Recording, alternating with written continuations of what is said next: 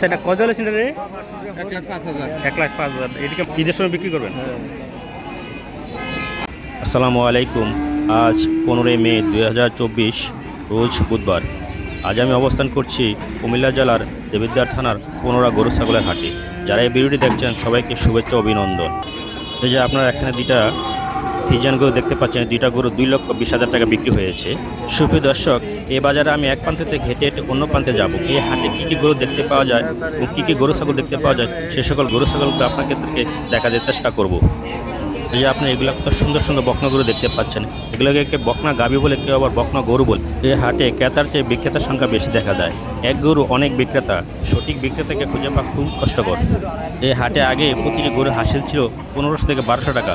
বর্তমানে এই জায়গাটা পরিবর্তন হওয়ার কারণে প্রতিটি গরুর হাসিল 5 থেকে 600 টাকা নেওয়া হচ্ছে।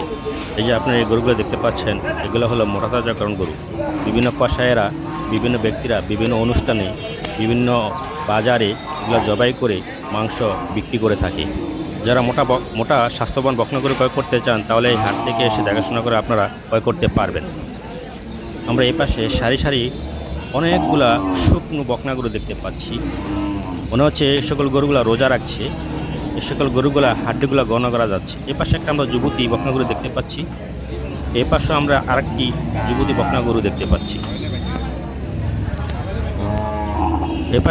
এপাশে সারি সারি করে অনেকগুলো গরু সাজিয়ে রাখা হয়েছে।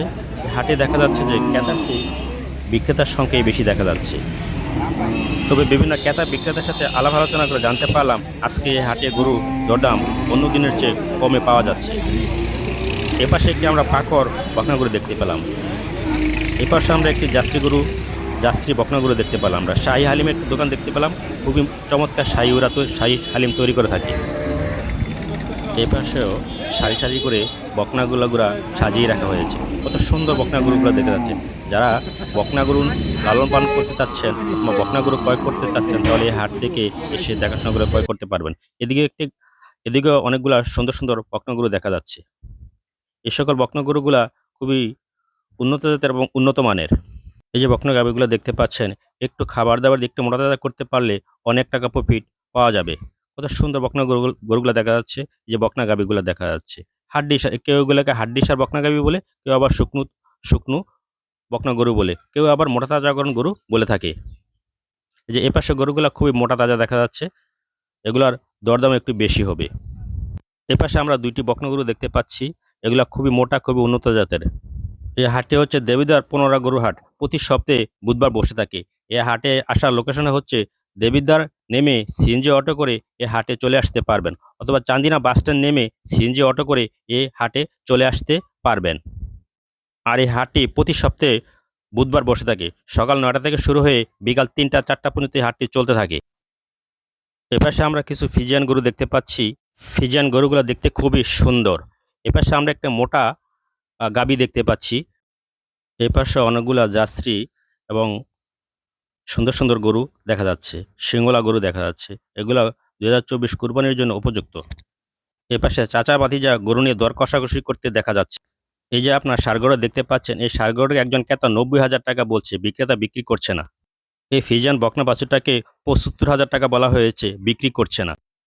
এপাশে বর্তলের নিচে আমরা কিছু শুকনো শুকনো হাড্ডিসার গরু দেখতে পাচ্ছি। এই হাটের নিরাপত্তা ব্যবস্থা খুবই ভালো। এই যে এই পাশে আপনার ফিজিয়ান ষাঁড়গরু দেখতে পাচ্ছেন, এটা 75,000 টাকা বিক্রি করা হয়েছে।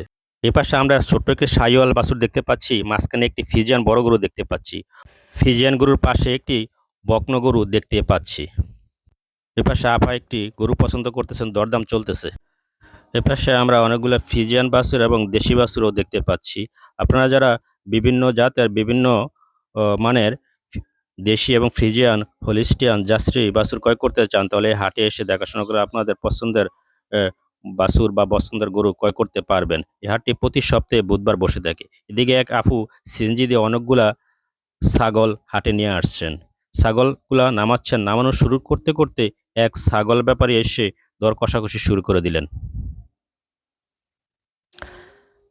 এই যে ছাগল ব্যাপারী আসছে, এসে দর কষাকষি শুরু করে দিলেন। আপুরাও ওই ব্যাপারের সাথে ভালোভাবে ছাগল নিয়ে দর কষাকষি করছে।